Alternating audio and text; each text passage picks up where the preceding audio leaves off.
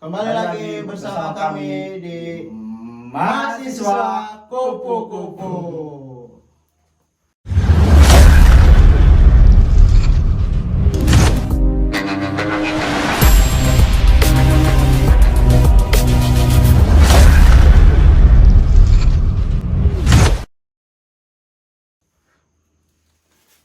Gimana Wan? Kabarnya Wan? Oke, kabar gua baik. Oh, baik. Mungkin setelah lama kita nggak bertemu ya, Iya. setelah podcast yang pertama kita itu yang terkait partai, kita Iya. baru bertemu lagi sekarang. Iya bener Wan. Tapi ini ngopi dulu Wan, ngopi. Ngopi, Iya. iya. Jadi merilekskan suasana kali Pak.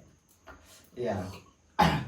Jadi gini Wan, gua ngajak lu ke sini untuk membahas otonomi daerah gitu Wan.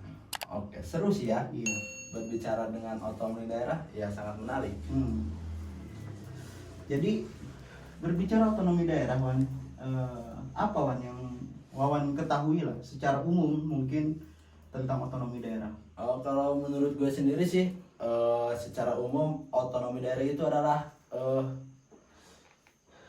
penyerahan kekuasaan dari pusat kepada daerah. Jadi pusat itu menyerahkan kekuasaan atau kewenangan sepenuhnya kepada daerah. Itu menurut perspektif gua ya. Oh iya. Gua paham sih Wan. Kalau menurut perspektif gua, kalau perspektif gua bisa dibilang secara umum mungkin ya. Jadi otonomi daerah itu adalah suatu hak dan wewenang yang dimiliki pemerintah daerah seperti itu. Iya. Tetap, ya memang tidak jauh seperti apa yang kata Wawan, apa yang Wawan katakan bahwasannya itu suatu wewenang yang diberikan oleh pemerintah pusat seperti itu kepada pemerintah daerah seperti itu.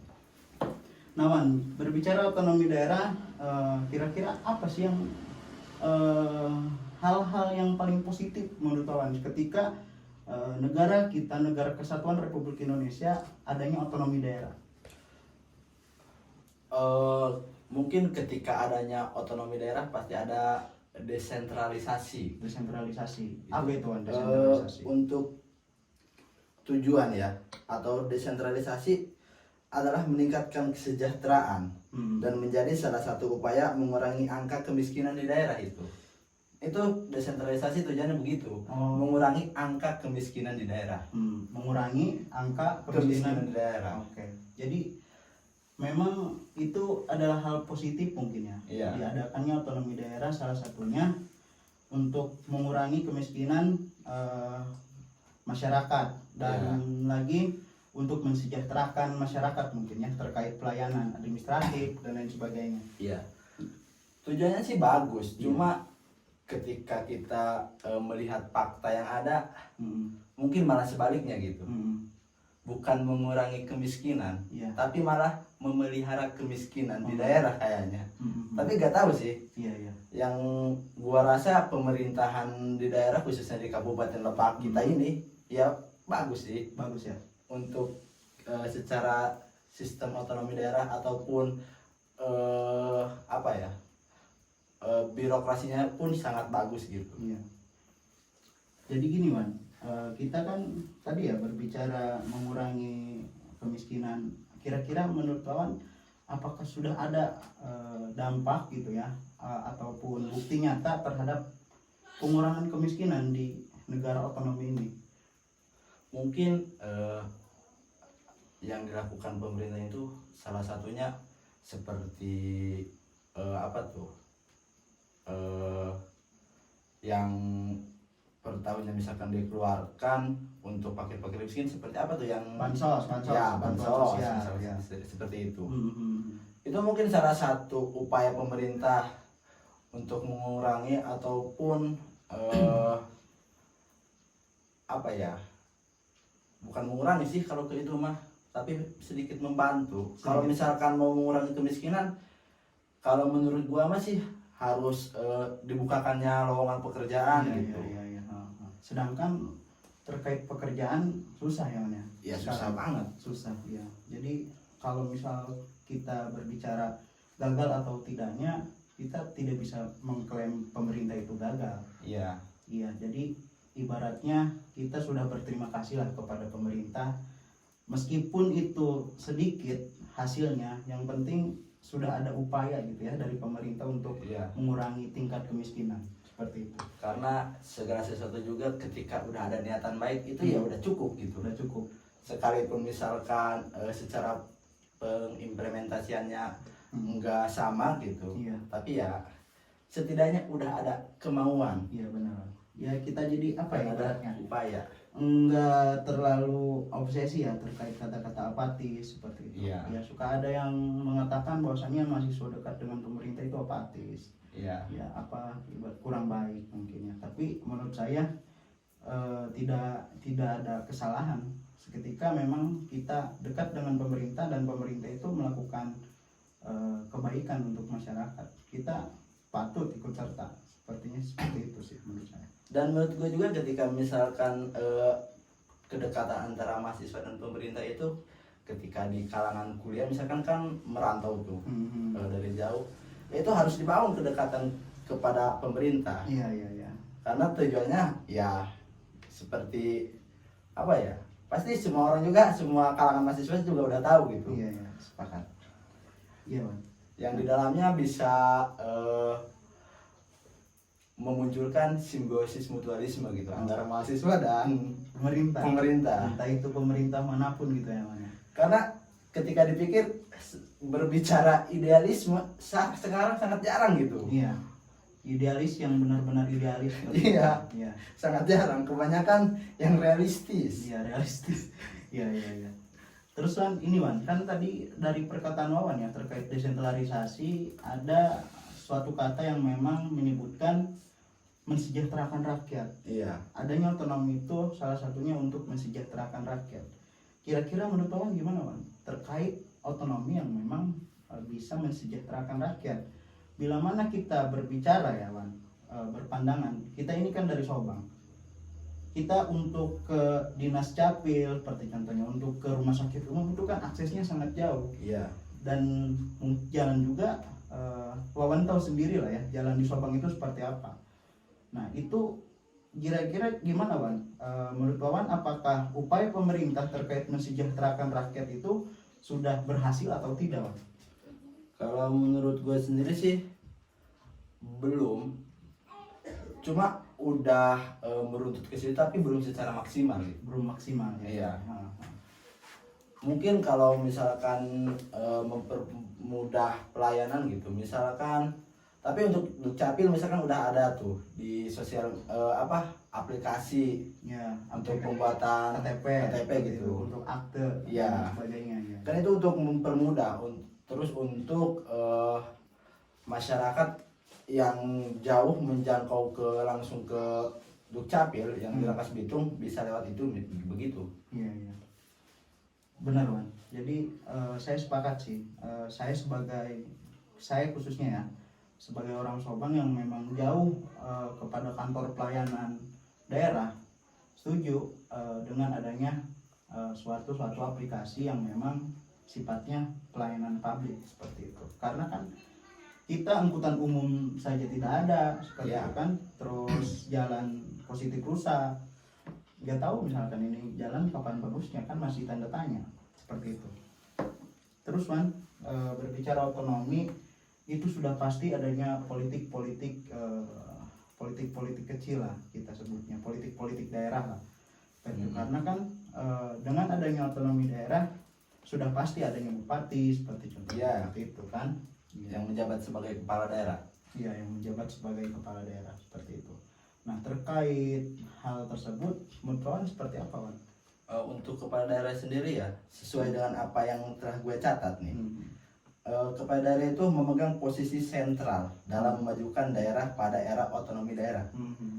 Otonomi daerah yang diikuti dengan pemilihan langsung kepala daerah membuat kewenangan yang besar bagi kepala daerah, terutama bupati dan wali kota, yaitu dalam mengambil keputusan pemerintahan untuk kepentingan rakyat. Oh iya, memang dalam catatan Wawan itu sudah baik ya narasinya ataupun redaksinya, tidak ada yang salah sebetulnya terkait adanya pemerintah daerah, pemimpin daerah dan lain sebagainya, tidak salah sebetulnya.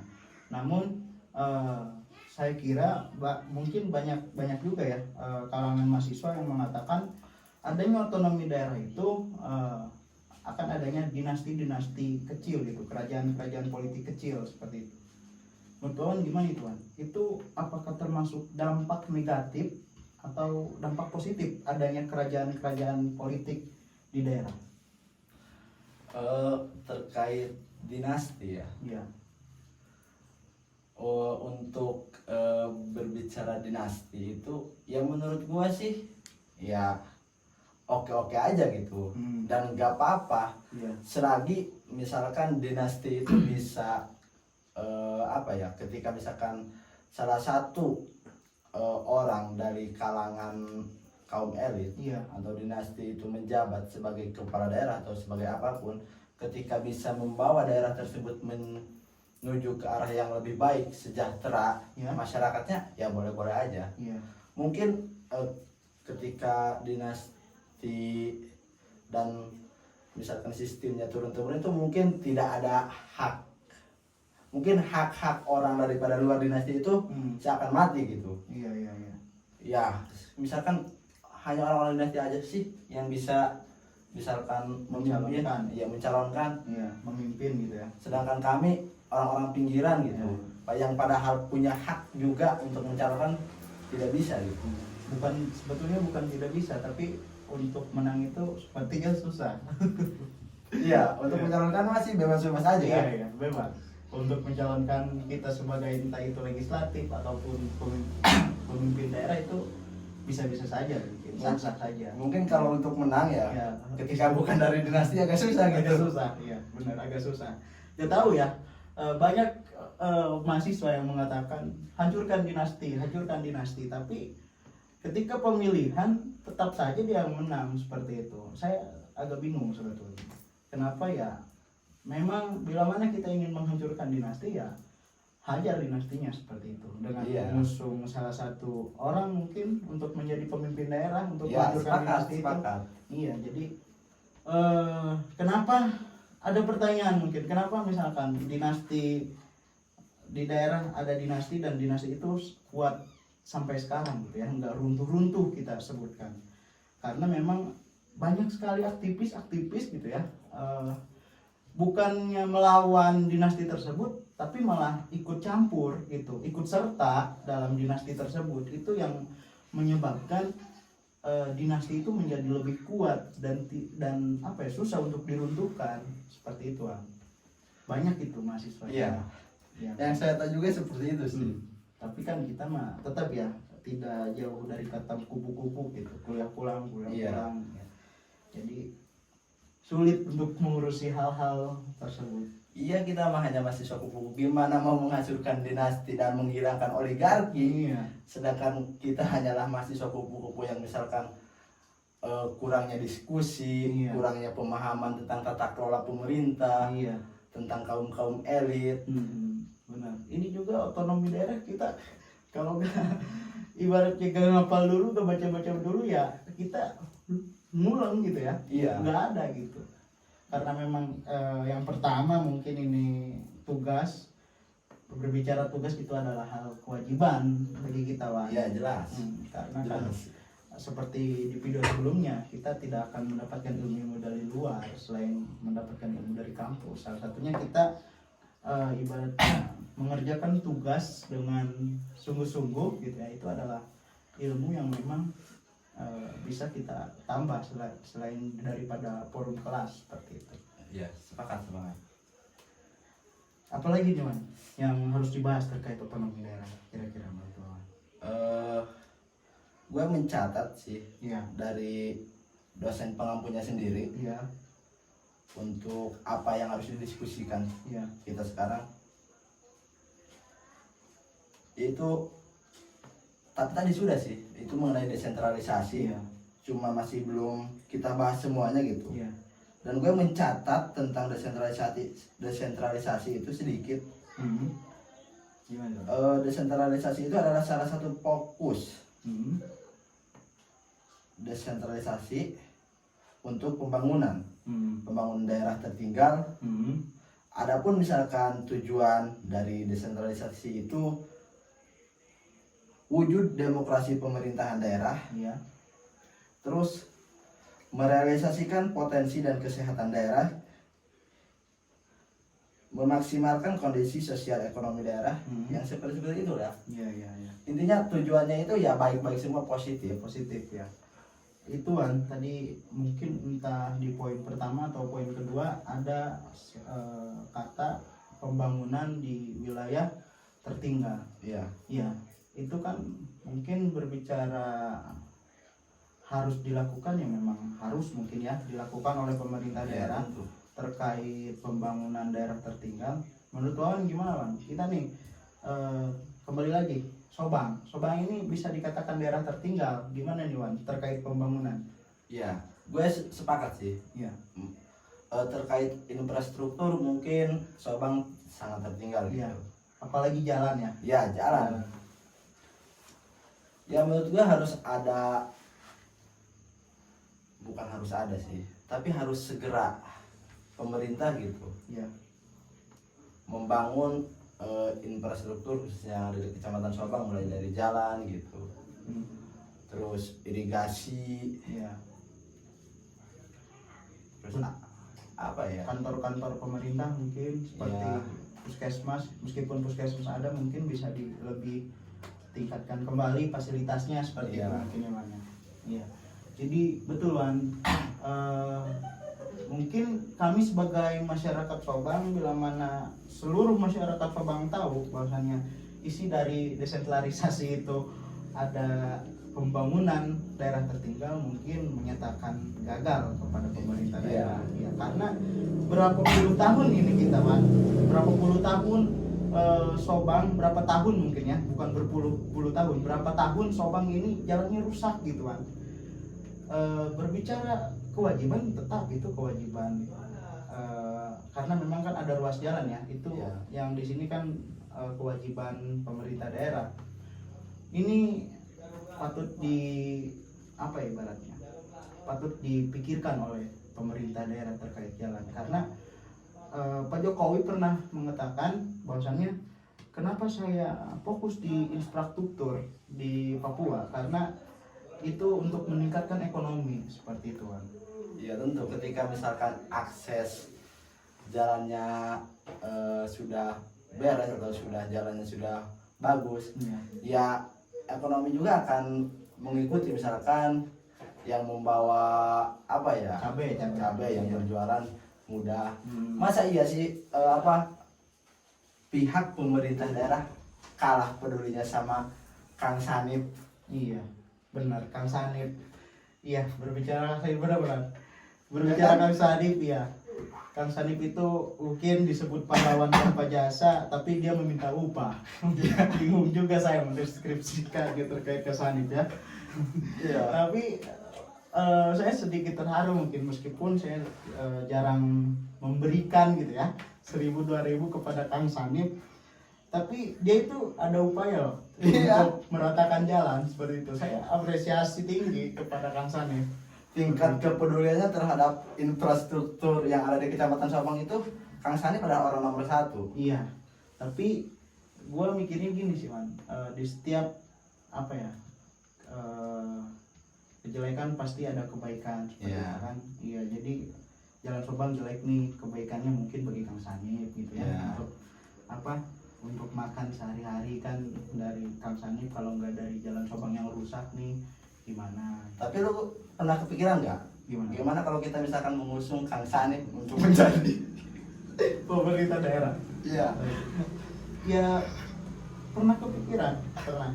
Karena kan mungkin dia secara tidak langsung terkait infrastruktur itu langsung turun ke jalan, langsung benerin gitu ya. Iya. Terus congkel-congkel batu sendiri gitu, sama bisa sama rombongannya mungkin ya. Tapi saya lihat sekarang suka sendiri gitu, Kang Sanip. Karena ketika bicara dengan pemerintah, masyarakatnya ya cukup jalannya beres, Iya. jalannya rapi, jalannya indah, udah gitu aja. Misalkan nggak banyak yang jadi kemauan atau keinginan masyarakat mah. Mungkin itu menjadi salah satu nomor 1. Mungkin sekalipun banyak sih, Iya. selain infrastruktur jalan juga masih banyak, misalkan bansos gitu, ataupun pembangunan apa ya, selain misalkan infrastruktur. Tapi yang masyarakat butuhkan mungkin yang pertama tentang jalan sih. Tentang jalan. Gini Wan, kan otonomi daerah mungkin ada sesuatu yang harus dibahas terkait anggaran.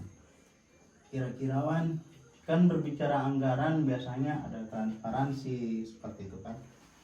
Pemerintah daerah terkait anggaran apakah sudah transparansi kepada masyarakat seperti itu? Terkait anggaran ya, Iya. menurut gue sih belum. Kenapa itu belum Wan? Alasan Karena gue sendiri yang Iya. merasakan belum adanya transparansi dari pemerintah terkait anggaran. Padahal berbicara anggaran iya. itu berbicara uang, Iya. sedangkan uang sifatnya sensitif banget bro. Iya. Gitu. Jadi kan misalkan dari pembangunan jalan contohnya harus Iya. ada ini berapa meter misalkan 1 kilometer contohnya. Jadi kan harus ada angka ataupun nominal ya Wan ya terkait jalan tersebut. Misalkan anggarannya 1 miliar seperti contohnya kan supaya kita juga bisa mengkaji gitu ya. Ini anggaran 1 miliar dikemanakan saja seperti itu. Apakah dibelikan ke batu, apakah misalkan dibelikan ke aspal, pasir dan lain sebagainya. Itu kan hal penting ya. Itu terkait transparansi saya kira mengurangi apa ya ibaratnya korupsi gitu kan. Jadi pemerintah daerah mungkin takut, bisa jadi takut gitu ya karena kita masyarakat gitu ya bisa mengkaji terkait anggaran tersebut karena memang adanya transparansi, bisa menghitung misalkan. Jadi mengurangi tingkat korupsi bisa jadi gitu dengan adanya transparansi. Ya. Terus gue juga pernah searching sih Iya gimana? terkait anggaran dalam setiap tahun ya pengeluaran yang Iya. dikeluarkan oleh pemerintah daerah itu mencapai triliunan gitu. Mencapai triliun. Tapi sorry. gua sedikit bingung sih. Iya. Dalam setiap tahun misalkan mengeluarkan beribu-ribu triliun, tapi nggak ada yang kelihatan sama gue sendiri misalkan ya, dalam bentuk apa tuh uang dikeluarkan misalkan entah infrastruktur Iya. gitu, entah apa gitu. Yang gue lihat sih, gua gimana ya? Kayaknya uang yang triliunan itu habis dengan begitu saja. Iya. Mungkin kalau saya berpikir positifnya gini Wawan mainnya kurang jauh mungkin gitu. Ya Kan kan tahu. iya Kabupaten Lebak ini kan luas gitu, ada Cilangkahan ya, ada Sobang, ada Cigemblong, mungkin daerah sana udah dibangun. Iya, karena kalau untuk misalkan memperkaya diri pemerintah kita nggak mungkin ya. Iya nggak mungkin. Terkecuali hatinya sudah dijual seperti itu. Iya. Mm. Bisa saja ya kalau Iya. misalkan hatinya udah dijual, ya bisa terjadi itu memperkaya diri Iya. gitu. Karena nggak punya hati pemerintahnya Pak. Iya. Nggak apa ibaratnya nggak peduli terhadap masyarakat pedalaman seperti kita gitu. Padahal kita kan diberi jalan yang bagus aja udah senang gitu ya, Ya seneng banget. senang karena kita bolak-balik Rangka Sobang itu suka kerasa badan agak pegal gitu ya, Iya. cangkeng agak nyeri gitu. Coba aja kalau misalkan jalannya mulus, mungkin dengan sekali tancap gas aja kita udah nyampe ke Rangkas Bitung gitu. Betul ya. Nah terus terkait kesehatan nih Wan, menurut Wawan dengan adanya otonomi khususnya di Kabupaten Lebak, kesehatan di Kabupaten Lebak itu kayak gimana Mas? Menurut lu apakah udah apa ya? Udah maksimal ataupun belum maksimal? Itulah. Gini nih, ketika berbicara kesehatan kita lihatnya dari mana? Kalau misalkan secara maksimal harusnya Aji Dharma itu sepi. Oh iya. Puskesmas harusnya sepi. Iya. Enggak, kita berbicara dari hal-hal pembangunannya mungkin. Ketika misalkan berbicara pembangunan ataupun pelayanan gitu ya. Iya. Untuk pelayanan sendiri sih, gua rasa di puskesmas apa di mana nih? Di rumah sakit lah kita sebutnya, rumah sakit umum gitu ya yang ada di Kabupaten Lebak kan ada berapa nih seperti contohnya. Untuk segi pembangunan mungkin untuk kesehatan udah sedikit maksimal. Maksimal mungkin bagi orang-orang Rangkas Bitung ya, Ya, karena aksesnya dekat. Tapi kan berbicara masyarakat Cigemblong, masyarakat di luar daripada Cigemblong mungkin yang tidak kita tahu, itu kan aksesnya sangat jauh sekali Wan untuk menuju ke rumah sakit umum tersebut. Ada solusi dari gua mungkin terkait akses yang jauh untuk rumah sakit. Pemerintah daerah bisa lebih meningkatkan fasilitas di daerah masing-masing, di daerah kecamatan masing-masing, seperti itu di puskesmas lah ya. Iya. Seperti contohnya ada oksigen, seperti itu kan. Oksigen penting nih karena orang-orang tua di kita itu banyak terkena penyakit paru-paru gitu ya. Bengek gitu. Iya, aduh, bengek kayak gitu. Jadi banyak lah seperti itu, fasilitasnya lebih dilengkapi lagi intinya. Iya. Itu harus sih. Harus dengan cepat supaya misalkan dikit-dikit dirujuk ke Rangkas, dikit-dikit dirujuk ke Rangkas gitu. Iya. Sedangkan akses jalannya pun Rusak, sangat rusak. bisa-bisa payah di jalan. Ada di Cigoblowan yang melahirkan itu di jalan karena saking susahnya akses seperti itu ke puskesmas ataupun ke rumah sakit ya. Itu kan perlu pemerintah daerah memikirkan seperti itu. Pemerintah lah ibaratnya memikirkan hal tersebut. Bagaimana nih solusinya? Saya kira adanya pemerintah ini, adanya otonomi, jarang ada solusi, men. Marah kiri kita sebetulnya. Kalau boleh marah ya saya marah seperti itu.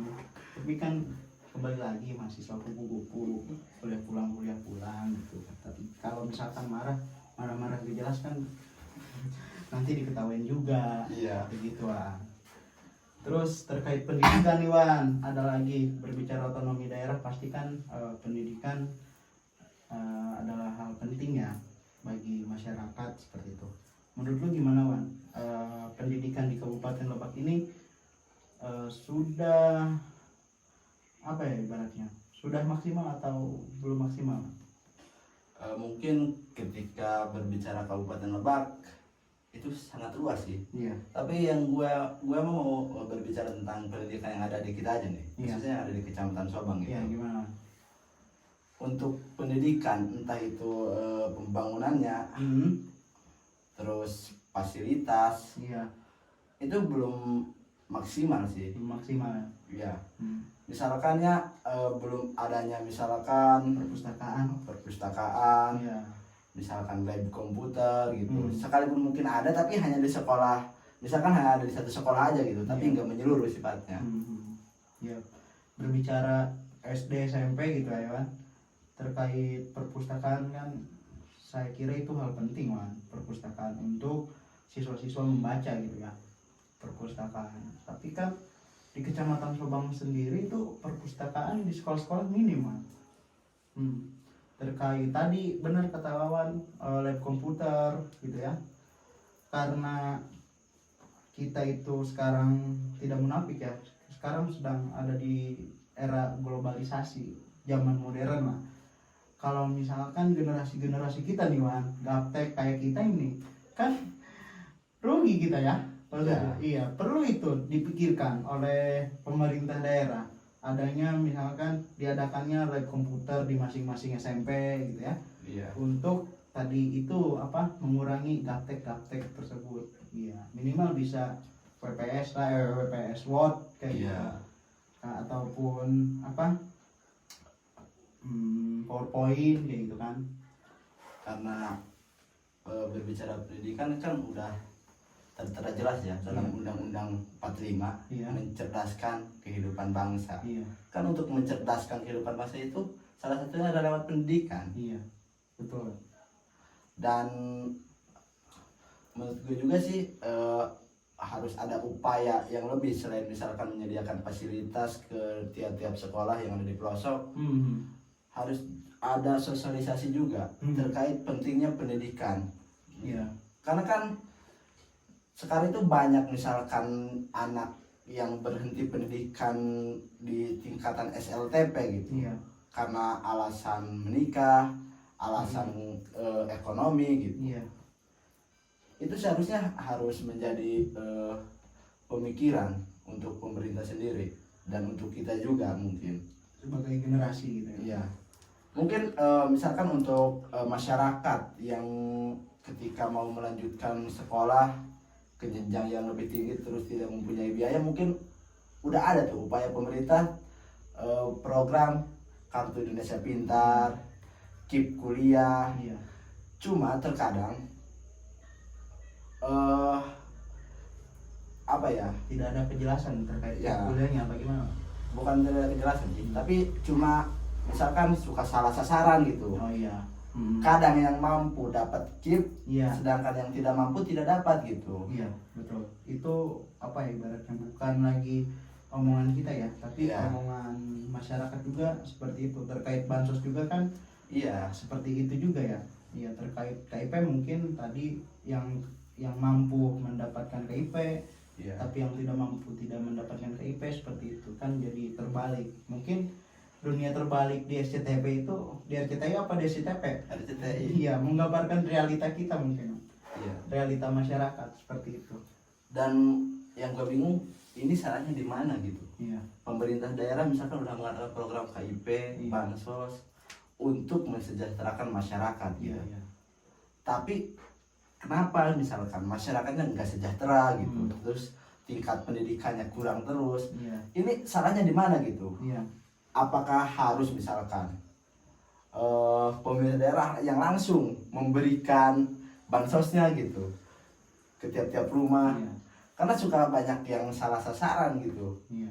Masa pemegang raskin orang-orang kaya? Orang-orang bermobil. Iya. Iya. Kan raskin itu beras fakir miskin, bukan sih? Terus Raskin itu beras fakir miskin. Iya. Tapi gua pernah melihat itu ya, orang-orang bermobil ada itu beras raskin. ada ya, ada. Karena dia kaya gitu. Padahal kaya, udah ada mobil lah ya, kita sebutnya orang kaya gitu. Tapi kalau orang yang dapat bansos berarti lebih miskin dari kita. Iya. Gitu. Iya Bang. Seperti itu tadi ya, secara realitanya mungkin banyak sekali yang terbalik dari bansos, dari pendidikan juga ya, dari KIP banyak sekali yang terbalik. Mungkin harus itu ya, harus misalkan pemerintah mengadakan pengawasan perjalanan bansos tersebut ataupun perjalanan KIP tersebut, misalkan sampai ke si fakir enggak nih, sampai ke orang yang tidak mampu enggak sih?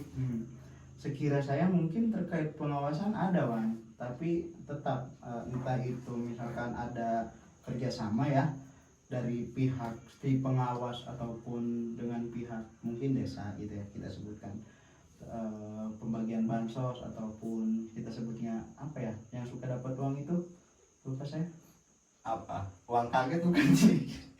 pokoknya yang dapat uang aja seperti itu, PHK, uang PHK. Iya, iya. Iya seperti itu. Mungkin PHK atau apa ya, kurang tahu saya.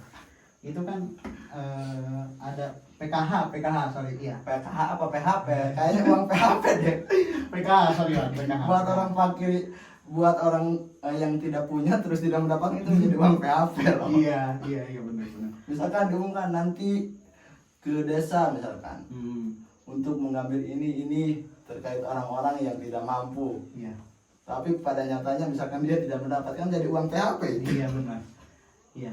PKH itu kan udah ada pendampingnya tapi tetap tidak maksimal menurut saya. Buat apa diadakan pendamping? Hilangkan pendamping PKH-nya. Karena bisa jadi pendamping sendiri Iya. yang membelokkan hal tersebut. Bisa jadi, tapi kita husnudzon aja, Iya. berpikir baik aja terhadap pendamping PKH. Kita doakan semoga umurnya panjang. Amin. Supaya bisa terus membelokkan. Iya Wan, mungkin sudah larut malam, sudah Iya. waktu kan terus berjalan ya. Iya, detik terus berputar juga. Iya, detik terus berputar, terus kalau bumi bulat mungkin selalu ngeguriling ya. Iya. Selalu gini-gini gitu. Tapi kenapa ya yang berkuasa itu yang punya uang? Lu punya uang, lu punya kuasa. Kata siapa itu yang gondrong itu? Kalau lu gak punya uang, lu puasa aja. Puasa aja ya, puasa aja itu. Puasa kan salah satu hal baik. Seperti Iya. itu.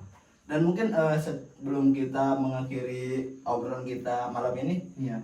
alangkah baiknya kita meminta maaf gitu kepada nanti ada publik yang Iya. melihat obrolan kita, takut ada kesalahpahaman gitu. Iya. Ataupun penyampaian yang tidak sesuai. Iya. Ya karena kita hanya sebatas mahasiswa yang sifatnya masih belajar gitu ya. Iya.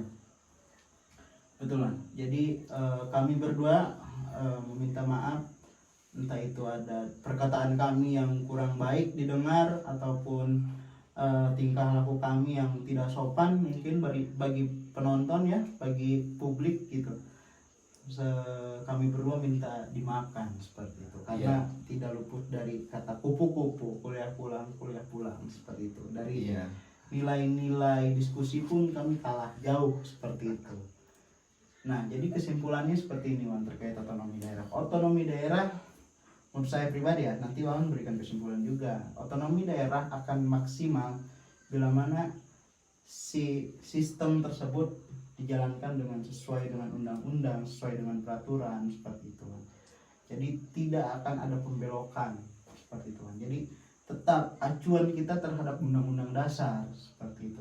Bila mana otonomi daerah tersebut dilakukan oleh sistemnya baik, mungkin otonomi daerah tersebut akan baik juga sesuai dengan peraturan dan undang-undang seperti itu. Iya. Kalau menurut gue sendiri sih otonomi daerah itu udah baik. Iya.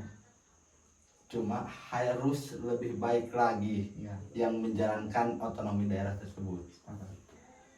Iya, Bang. Oke, teman-teman, sekian dari mahasiswa kupu-kupu. Kurang dan lebihnya mohon maaf. Wassalamualaikum warahmatullahi wabarakatuh.